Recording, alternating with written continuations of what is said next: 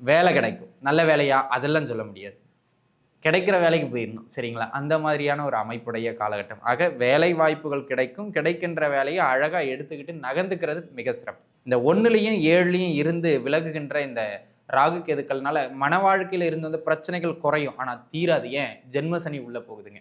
ஆக மொத்தத்துல பிரச்சனையின் வீரியம் குறையும் அவ்வளவுதான். கணவன் மனைவி உறவுல கவனமா தான் இருக்கணும். 3வது இந்த வழக்கு தொந்தரவுகள், சொத்து தொந்தரவுகள்னு ஏதாவது ஒரு ரிலேட்டடா வழக்குகள், பிரச்சனைகள் அப்படி இப்படின்னே ஒரு சிலர் நகர்ந்துகிட்டே அலைச்சல்கள்லயே வக்கீலுக்கு செலவு பண்ணிக்கிட்டே இருக்கிற மாதிரியான ஒரு சூழ்நிலைக்கு தள்ளப்படுவார்கள். ஆக அன்பு நண்பர்களே, இந்த மாதிரியான தொந்தரவுகள் உங்களுக்கு அடிக்கடி ஏற்படும். பார்த்து இருக்க வேண்டியது மிக அவசியம். ஆனாலும் உங்க சுய ஜாதகம் வலுவாக இருக்குங்கிற பட்சத்துல ஓரளவுக்கு நீங்களே சமாளிச்சு வந்துருவீங்க. பயப்பட வேண்டிய அவசியம் இல்லை. சுயஜாதக தசாபுக்தி அமைப்புகளும் சரியில்லைங்கிற பட்சத்துல கொஞ்சம் கூடுதலா கவனமா இருந்துக்கிறதும், எதுலயும் அகலக்கால் வைக்காமல் இருந்துக்கிறதும், இருக்கிறத மட்டும் வச்சு வண்டியை ஓட்டுறதுக்கு பழகிக்கிறதுமே மிக தலை சிறந்த பரிகாரம். ஓம் நம சிவாய. தென்னாடுடைய சிவனே போற்றி, எந்நாட்டவர்க்கும் இறைவா போற்றி. எம் தொலைக்காட்சி நேயர்கள் அனைவருக்கும் ஜோதிடர் யோகி ஜெயப்பிரகாஷின் அன்பான வணக்கங்கள். அன்பு நேயர்களே, என்னுடைய பதிவில் நம்ம என்ன பார்க்க இருக்கோம் அப்படின்னு கேட்டிங்கன்னா, வருகின்ற 2025 மே மாதம் 18ஆம் தேதி அன்று ராகு கேது அப்படின்னு சொல்லக்கூடிய சர்ப்ப கிரகங்கள், சாயா கிரகங்கள் பெயர்ச்சி பெற இருக்கின்றன. ஏன்னா 2025 பார்த்தீங்கன்னா முக்கிய கிரகங்கள், வருட கிரகங்கள் அனைத்துமே பயிற்சி ஆகின்றது. அந்த விதத்தில் ராகு கேதுக்கள் மே மாதம் பயிற்சி நடைபெறுகின்றதுங்க 18ஆம் தேதி. அந்த விதத்தில் வந்து பார்த்தீங்கன்னா மீன ராசியில் தற்பொழுது இருக்கின்ற ராகு பகவான் அங்கிருந்து நகர்ந்து கும்ப ராசிக்குள்ளாகவும், கன்னி ராசியிலே வீற்றிருக்கக்கூடிய கேது பகவான் அங்கிருந்து மேல் நோக்கி நகர்ந்து சிம்ம ராசிக்குள்ளாகவும் பயிற்சி பெறுகிறார்கள். கும்பத்தில் ராகு, சிம்மத்தில் கேது. இந்த 2 கிரகங்களின் பயிற்சியும், ஏன்னா எப்பவுமே இந்த 2 கிரகமும் நேர் எதிராக தான் இருப்பாங்க 180 டிகிரியில். இந்த கிரகங்களினுடைய பயிற்சி உங்களுடைய ஜென்ம ராசிக்கு என்ன மாதிரியான ஏற்றங்களை வழங்க இருக்கின்றது, என்ன மாதிரியான இடங்கள்ல நீங்க கவனமாக இருக்கணும், என்ன மாதிரியான பரிகாரங்களை செய்யலாம் அப்படிங்கிறது தான் தெள்ள தெளிவாக நம்ம பார்க்க இருக்கோம். அதுக்கு முன்பு ஒரு சிறு தகவல். நம்ம பார்க்கிறது அனைத்துமே கோச்சார பலன்கள். கோச்சாரத்தினுடைய ஒட்டுமொத்த பலம் அப்படிங்கிறது ஒரு 10%. அதுக்கு மேல அதுக்கு பலம் கிடையாது. உங்களுடைய சுய ஜாதகத்தில் இருக்கக்கூடிய தசாபுக்திகள் தான் ரொம்ப முக்கியம். அப்போ முக்கியமான ஒரு விஷயம் நம்ம செய்ய போறோம் அப்படின்னு கேட்டீங்கன்னா, இந்த பொது பலனை மட்டுமே வைத்து கால் வைக்காமல் உங்களுடைய சுய ஜாதகத்தை ஒரு முறை அருகாமையில் இருக்கக்கூடிய ஜோதிடரிடம் பார்த்து விட்டு அதன் பிறகு ஒரு தெளிவுக்கு வருவது நல்லது. சரிங்களா? ஆக இந்த பலன் ஒரு 10% தான். ஆக அன்பு நண்பர்களே, அதற்குட்பட்டு ராகு கேதுவின் பெயர்ச்சி உங்களுக்கு எங்கெல்லாம் ஏற்றம், எங்கெல்லாம் கவனம், என்ன செய்யலாம் வாருங்கள் பார்க்கலாம். மீனராசி நேயர்களே, மீனத்தை பொறுத்த மட்டிலும் பார்த்துக்கிட்டீங்க அப்படின்னு சொன்னா ஜென்ம ராசியில இருந்து ராகு விலகுகிற ஒரு நல்ல பெயர்ச்சி இந்த பெயர்ச்சி. ஆனா நம்ம கொண்டாட முடியுமா? இல்லை. ஏன்? ராகுவுக்கு மேலான சனி பகவான் உங்க ஜென்ம ராசிக்குள்ளாக அதுக்கு முன்னுக்கே வந்துடுவார், ராகு கேது பெயர்ச்சிக்கு முன்பாகவே.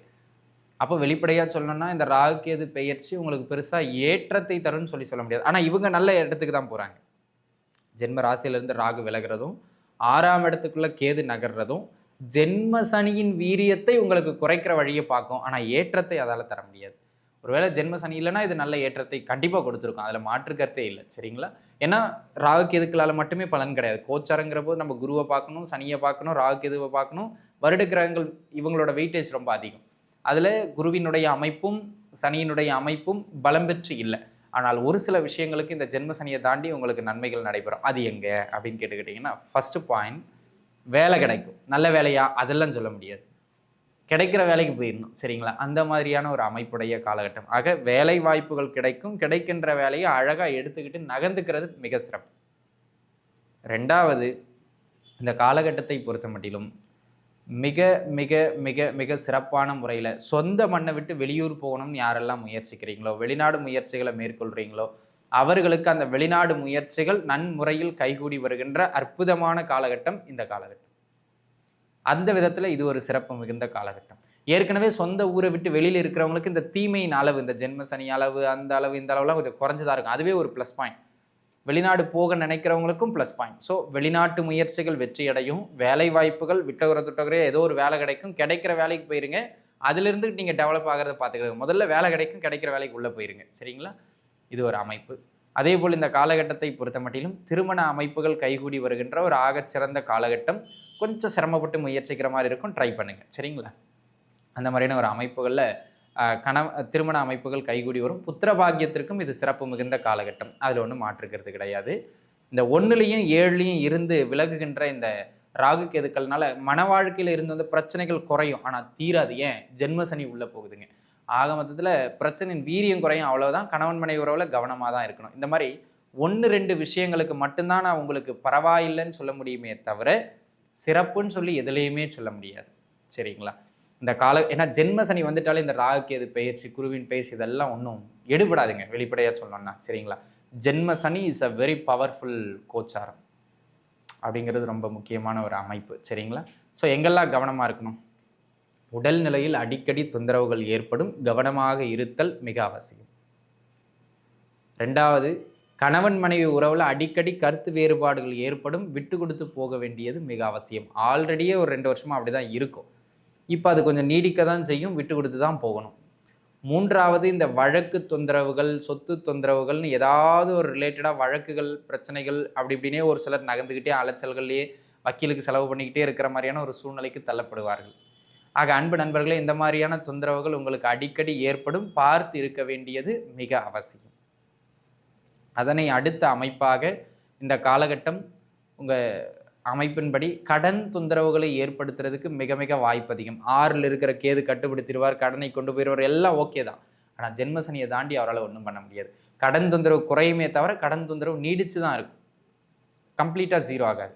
ஆக பொருளாதார ரீதியாக எந்த ஒரு விஷயத்திலும் பெரிதாக அகலக்கால் வைப்பதை தவிர்த்துக்கிறது நல்லது.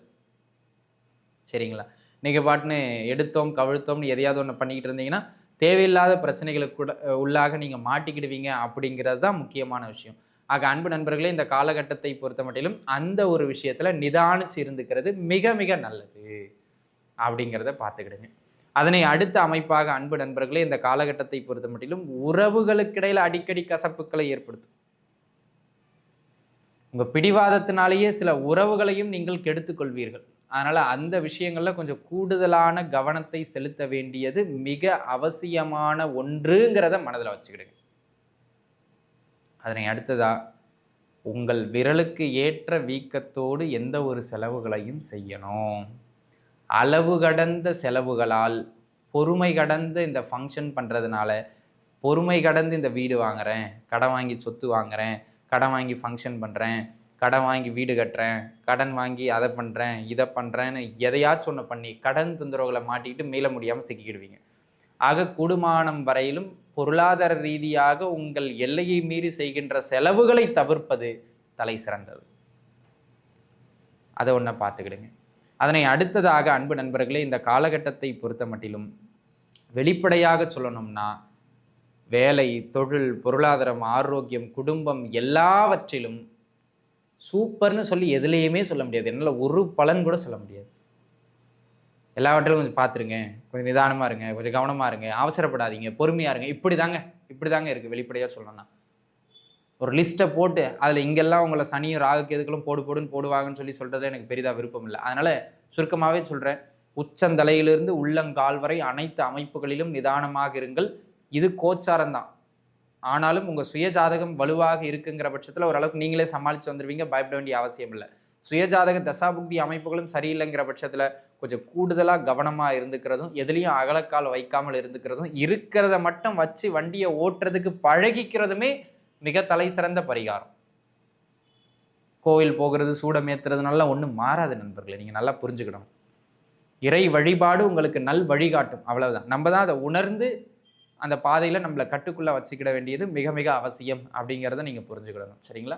ஆக அன்பு நண்பர்களே, இந்த காலகட்டத்தை பொறுத்த மட்டிலும் எல்லா விதத்திலும் நிதானமாக இருங்கள். இதேனும் ஒரு குருநாதரையோ தெய்வத்தையோ சரணாகதி அடைந்து அமைதியாக இருப்பது தலை சிறந்த பரிகாரம். சுருக்கமாக சொன்றாலும் நிதானமாக இருங்கள் என்பதுதான் என்னுடைய ஃபைனலான சஜஷன். ஆக அன்பு நண்பர்களே, அனைவரும் நன்றாக இருக்க எல்லாம் வல்ல இறைவன் அருள் புரியட்டும். நன்றாக இருப்பீர்கள். வாழ்க வளமுடன். நன்றி.